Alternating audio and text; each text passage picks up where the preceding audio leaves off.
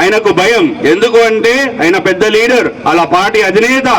ఏమన్నా రెండోసారో మూడోసారో ఆయన దగ్గరికి వెళ్ళి ఈ సమస్యను ప్రస్తావిస్తే ఆయన ఏ విధంగా నొచ్చుకుంటాడు, నాకేమన్నా ఇబ్బంది అవుతుందేమో అని ఆ సమస్యని గాలికి వదిలేస్తారు. అదే ప్రతిపక్ష నాయకుడు ఏదన్నా సమస్యని ప్రధానమంత్రికి విన్నవించుకోవాలన్నా ధైర్య సాహసాలు చేయడు. మాకు ప్రధానమంత్రి మమ్మల్ని గౌరవించాడు అని కొంతమంది ప్రధానమంత్రి దగ్గరికి వెళ్ళారు. కొంతమంది ఆయన మా పార్టీ వ్యక్తి కాడు, నేను ఆయనకు ఎందుకు నా సమస్యలు విన్నవించుకోవాలన్న ఉద్దేశంతో కూడా వాళ్ళు ఆ సమస్య పరిష్కారానికి కృషి చేయరు.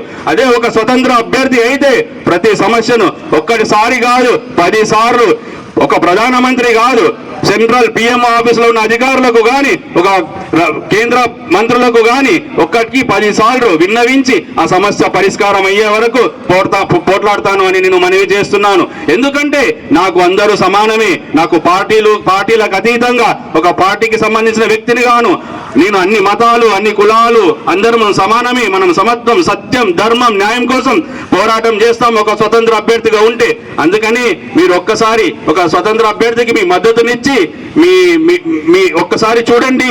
మీ తరపున మీ సమస్యల తరపున నిరంతరం ఎలాంటి స్వార్థం లేకుండా అందరికి నిస్వార్థంగా నేను ఆ సమస్యల మీద పోరాడి ఆ సమస్యలను తీర్చడానికి నా శాయశక్తుల కృషి చేస్తాను.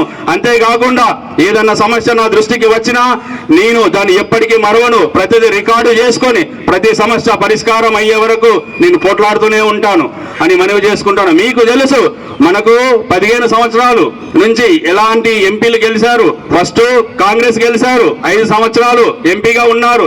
తర్వాత బీఆర్ఎస్ పార్టీ నుంచి 10 సంవత్సరాలు ఎంపీగా ఉన్నారు. బీఆర్ఎస్ లో ఎంతగానో అభివృద్ధి చేశారు ఈ జైరాబాద్ పార్లమెంట్. కానీ ఇప్పుడు మళ్ళీ వెళ్ళి బీజేపీలో జాయిన్ అయ్యారు. అంటే ఉద్దేశం ఏంటి? నువ్వు 10 ఏళ్ళు ఏం పని చేయలేదా? ఎందుకు జాయిన్ అయ్యారు బీజేపీలో? బీజేపీ వేవుందనా? గెలిస్తే సరిపోతుందా? ప్రజల సమస్యలు తీరాల్సిన అవసరం లేదా? మీరు ఆ విషయం అడగండి. సో 10 ఏళ్ళు నిజంగా ప్రజల కోసం కష్టపడి పనిచేస్తే ఇంకొక పార్టీ మారాల్సిన అవసరం ఏమొస్తుంది? ఈ పార్టీలో 10 ఏళ్ళు ఎంపీగా ఏమి చేయలేరు కాబట్టి ప్రజా వ్యతిరేకత ఉంది కాబట్టి ఆ ప్రజా వ్యతిరేకతను అధిగమించడానికే ఇంకొక కొత్త పార్టీలో జాయిన్ అయ్యి ఓట్లు అడగడానికి మీ ముందుకు వస్తున్నారు. అలాంటి నాయకులను నమ్మి మీరు ఓట్లు వేస్తే ఏమన్నా మార్పు వస్తుందా మన జైరాబాద్ పార్లమెంట్కి అని మీరు ఆలోచించండి. నేను ఎక్కువ ఓట్లు అడగట్లేదు.